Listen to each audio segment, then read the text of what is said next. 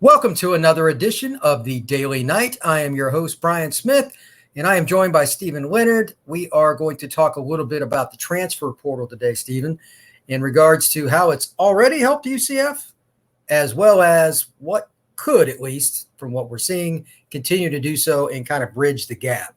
How you doing today, buddy? What's going on? I'm doing pretty good. Relaxing at my house before school. There you go. It's interesting because for the longest time, when there wasn't like the automatic ability to transfer and be eligible, it was much slower to build a roster. Gus, what they take 12 last year? They're at 9 for this next fall already with several more possibilities.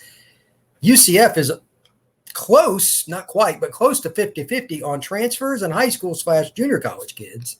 I'm not sure if that's good or bad yet because it's so new. What are your initial thoughts on UCF being so active with the transfer portal? I think UCF's active in a different way than most schools are because most schools are going after like the one and done kind of guys. Right. UCF has I think it's 2 true freshmen and then still some more younger guys, a lot of eligibility left. So they're not hedging their bets on, okay, we're going to be able to do this every single year and get elite players. They're still getting younger guys. Development. That's the quick and dirty way to say it. UCF is a quote unquote traditional development program, meaning, well, let's just use a recent history. A certain receiver for the Bills is pretty good that played at UCF. He wasn't heavily recruited. Yeah, he was a 3-star tight end. Yeah, big guy, strong. Played at a tradition-rich program here in Florida and Sanford Seminole, just north of Orlando. But most importantly, they developed him. And when he left after 3 years, I mean, there wasn't any doubt he was physically ready to come on and make it happen. And now, I mean, he's just a dude. That's what they're traditionally doing. But I think now with the portal, they have a chance to, quote unquote, be even better. Joining us now, there he is, Mr. Andrew Johnson. What's going on, buddy? How you doing? What's up, buddy? Sorry for the late join, but I'm glad. Hey, no. I gave you the wrong time. I forgot. I said 2:30 with Steven. So anyway, we just briefly touched upon the following. Number one, UCF is a developmental program. You know this. You grew up, you've been in Polk County, not that far away, and you attend UCF. But the portal with a few guys that you add changes your roster.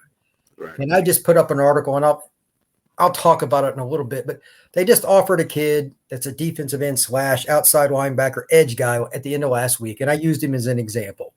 The bottom line is, if you're going to take these guys, really need them to be impact if you're going to close the gap. Edge rushers are always a premium. Right. How much do you think UCF has done a good job to date with the portal, and do you like this trend where, I mean, they're not 50-50 portal and high school players. Right. It's like 35% of the roster, the way it's trending, is going to be that's a good point. Transfer. That's a good point. I think you always want to update your roster, until you get a good fit. And UCF certainly had success in the portal. And like you mentioned, they didn't get too many local guys in the Orlando area. And I think that transfer portal kind of made up for that. True. So I definitely think they've had success. And with Gus Malzahn's CEO mindset, if they have success this season, they can go and get in that Midwest and start extending out to the West and bring some of those guys as well. So I think they definitely did well bringing some guys in. Maybe some guys from Maryland brought those guys back home. So I think they had they did a good job. Well, UCF, again, we've said this, seems like on every podcast, either I've done by myself or you guys, they recruit locally pretty well, but it's not to the level they want yet. But that doesn't mean you can't bring them the second time around. Yeah. The kid they just brought in for Virginia is like 6'10", 325 pounds. Swoboda, I forget the kid's name. Couple Virginia guys, Yep, you know what I mean? Good football player. Even if you just get him for a year, it's cool to have a local guy. He's from Orlando. That's important. So there's more than one way to get it done. And Gus has tried to say that, I don't even know how many times during his press conferences. But at the same time, UCF needs to do that a little bit more with the high school. And until they do, my own opinion is this is the right path. Would they rather sign 22 high school All-Americans and just 3 transfer guys? Probably. Is that realistic right now? Probably not.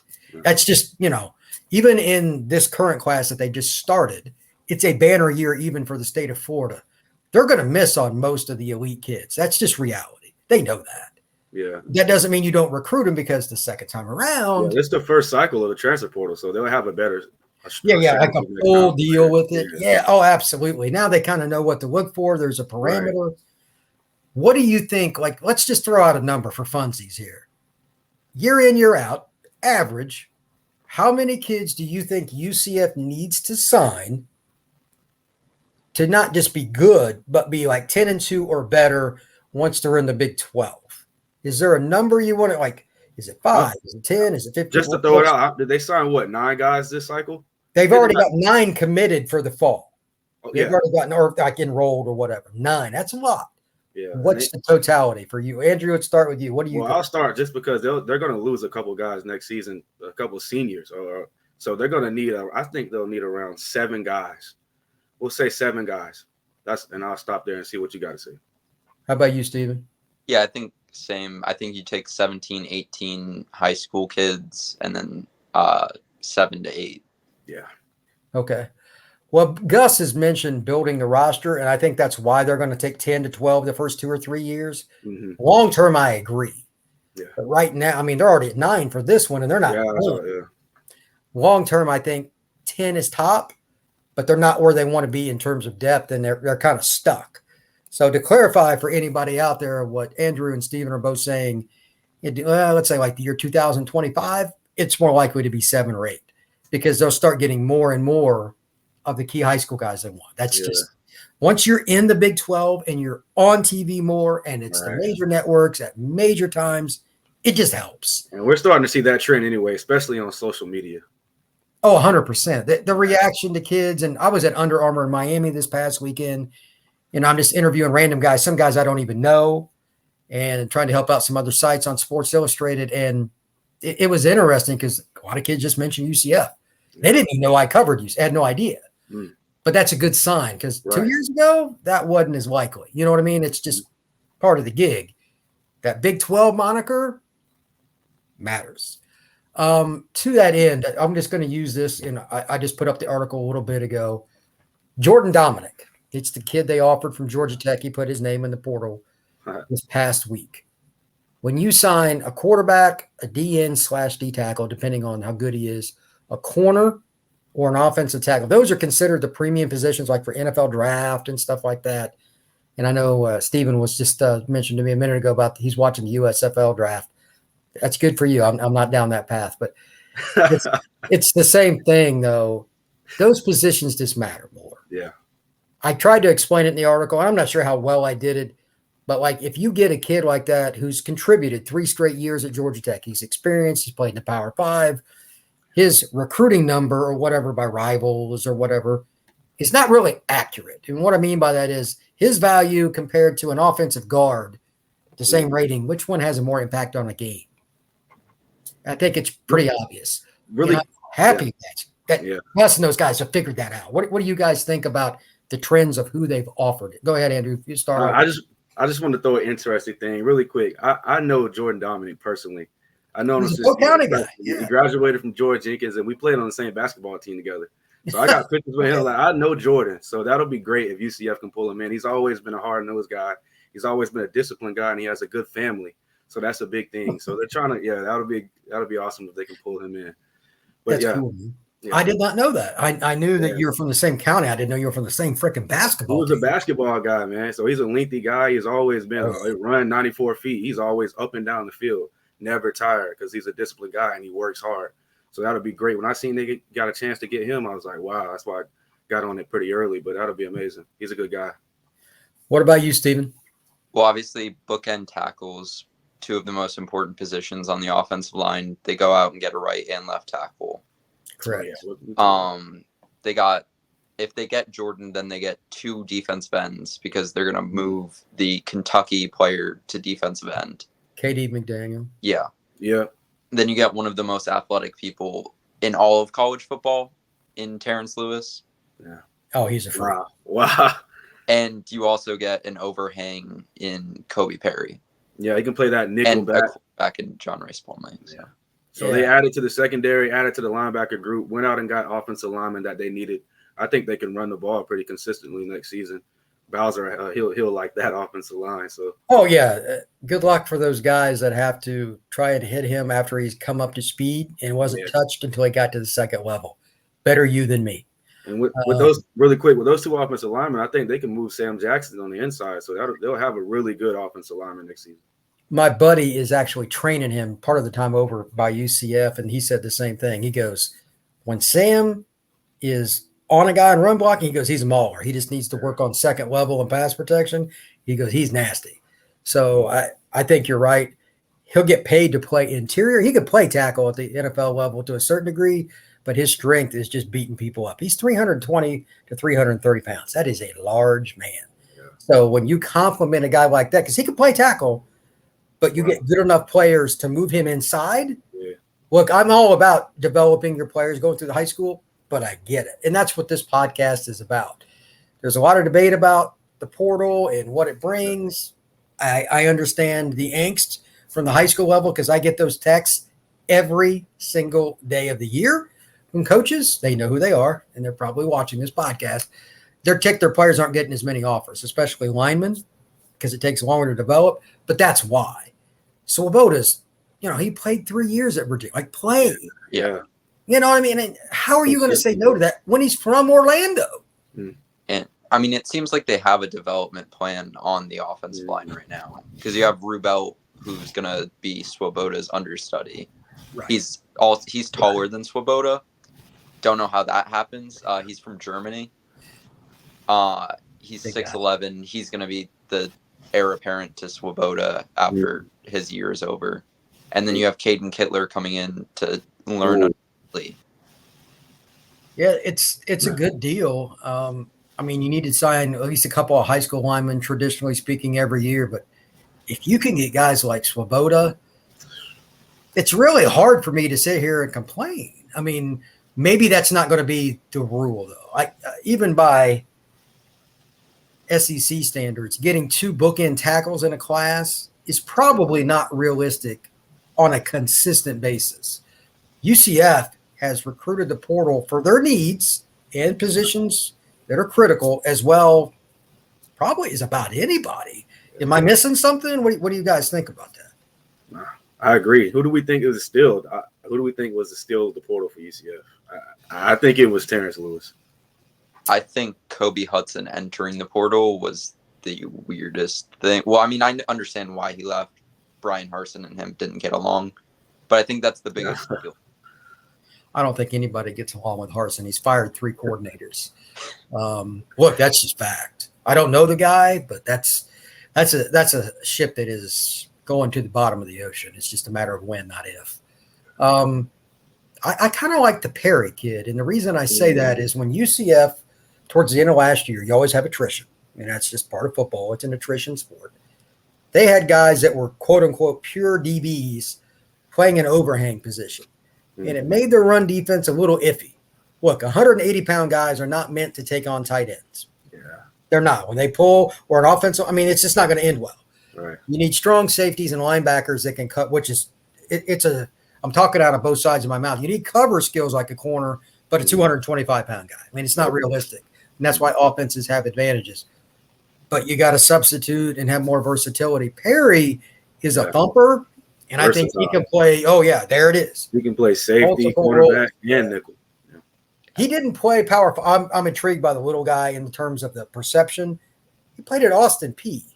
Has he ever played on TV, really? I mean, I'm not even sure beyond high school. Like, that level of FCS, they don't get any coverage. Right. But I watched a little bit of his footage, and I'm like, this ready. Guy can play in the SEC. Yeah, I think that'll make him more motivated coming in. Oh, yeah. At Troy for a little bit. Was he? And then JUCO, and then went back to Austin Peay. Whatever it is, it's worked out, and UCF is the beneficiary. Right. The only other thing that I really want to talk about, I want your guys' true opinion on this. What do you think they need to do in terms of the roster after this? They should be pretty good this next year. I mean, UCF, if they didn't win at least 9 games this next year, I'd be very disappointed. And they might win more than that. I mean, quarterback, we're not going to know anything until the fall. It is what it is. What do you think they need to do to manage the roster to get themselves into what you both agreed upon as 7 guys a year from the portal? I mean, if you're, I don't know, how many high school kids do you think they need to get this year that are quote unquote that upper echelon, SEC, Clemson, Notre Dame, Ohio State?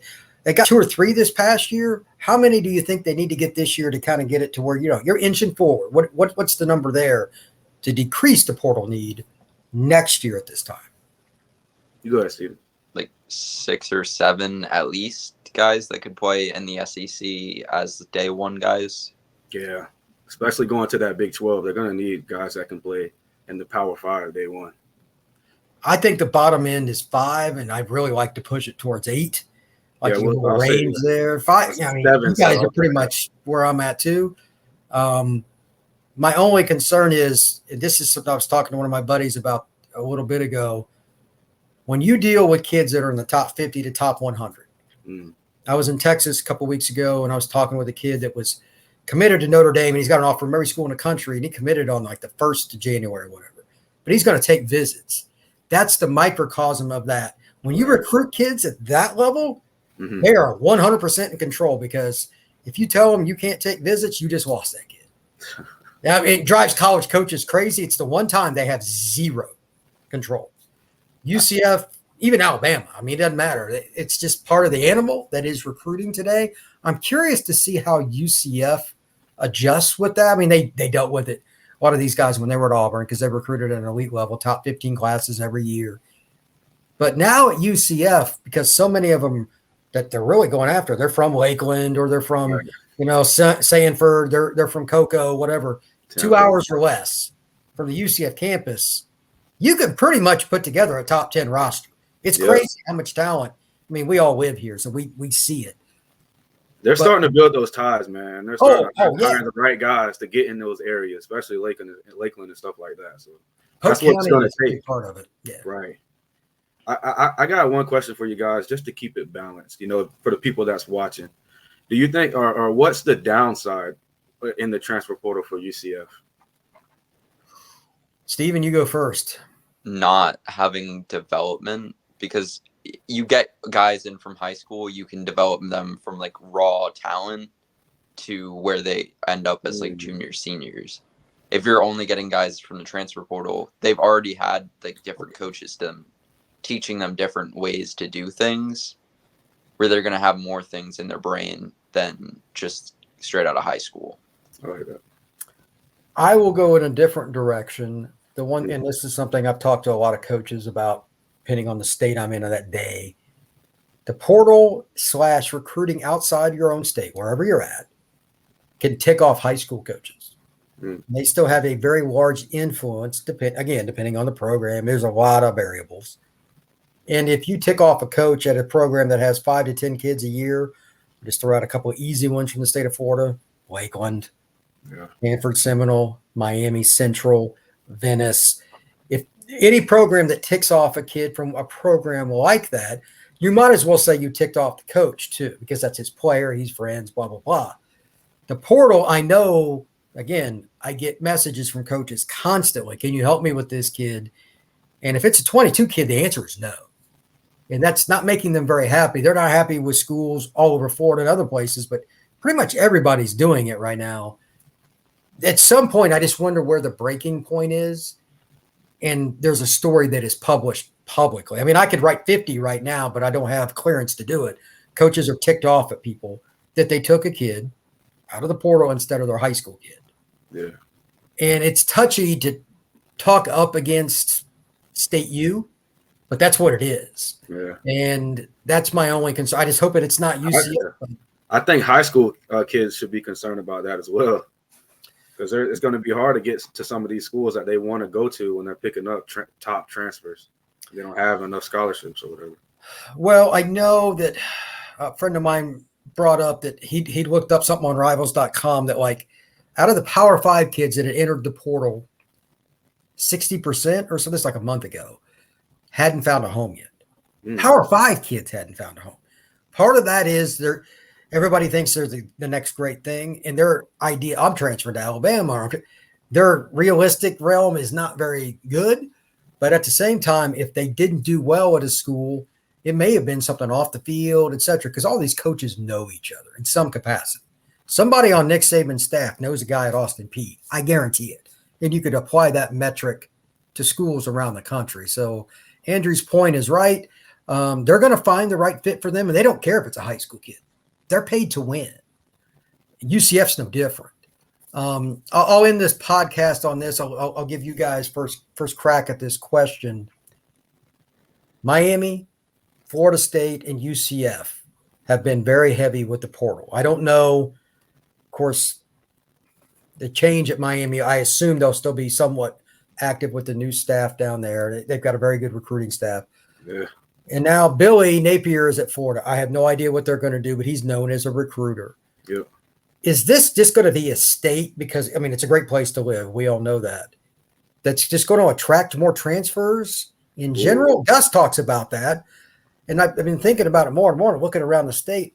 I'm kind of inclined to believe that. But what, Stephen, start with you. Yeah. Do you think the state of Florida in general, not just UCF, everybody's going to be more apt to take transfers? I mean, didn't South Florida get like 15 or 16? It was insane. Yeah. I mean, I know they didn't have like a good high school class go in to there, but just the sheer number of transfers coming to Florida State, UCF, South Florida, FAU, FIU's gotten a bunch. Miami and Florida are probably going to start working. I mean, they have new staffs now, so. Yeah. I think it's down to three things. That's weather, exposure, and like NIL opportunities. And I think the state of Florida offers all three of those for a kid that's living maybe high up north or, or a smaller market. I tend to agree. I mean, I hadn't really thought about it until like one of the first press conferences that I went with Coach Malzahn, but he said he thought that UCF, it's changing the game and transfer portal, all this, and this is the perfect place for it. It's kind of hard to screw up an official visit to the eastern side of Orlando. For anybody that watches this podcast that hasn't been to the campus, yeah, there's not much to dislike.